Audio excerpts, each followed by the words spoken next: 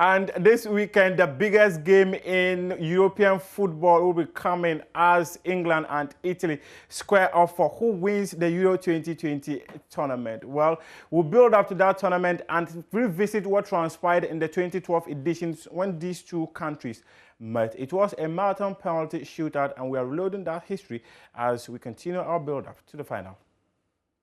Yeah, for me, I think it's going to be a very good final. I think all the pundits are craving for this final, between these two teams. All the two teams have played very well till now. You can see Italy, throughout their journey to the final, they've been playing very good football. It's surprising football for everybody. We know Italians will sit and then punish you with counter-attacks and defend their box very, very well. But in this tournament, they bring in different style of football. Talking about England as well, looking at England, they've also changed their style.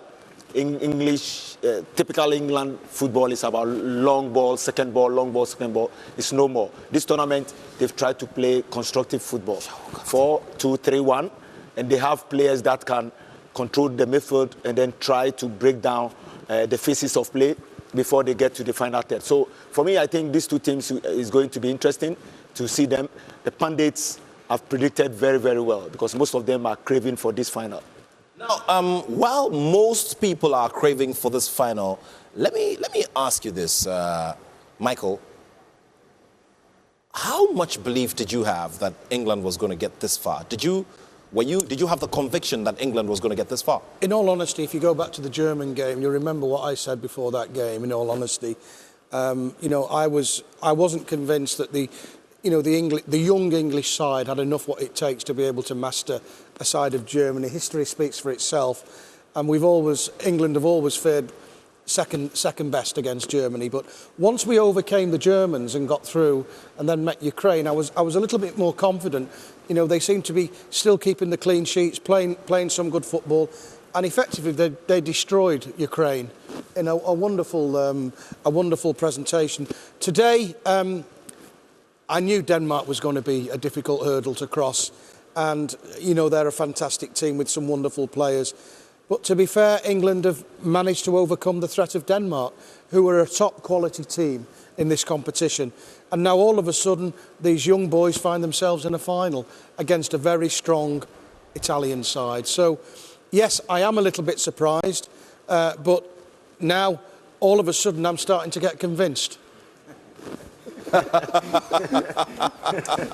Well, I can't take anything away from Michael. At this point, he sure has to show, where the blood pumps, the direction which the blood pumps. Now, Stephen, you've been pro-Italy throughout this tournament, and obviously you haven't done any bias, analysis. You've been spot on with the analysis. But this is the moment. It's finally here, and the Azzurri get an opportunity to live the moments of 1968, even though since then football has evolved, and even their style of play has evolved.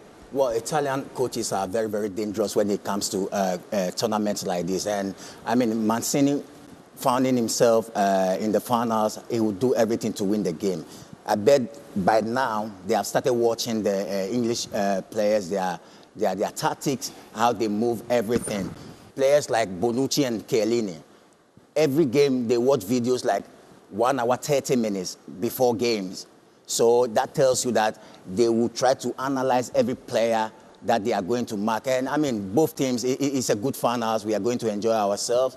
Both two great nations, football nations.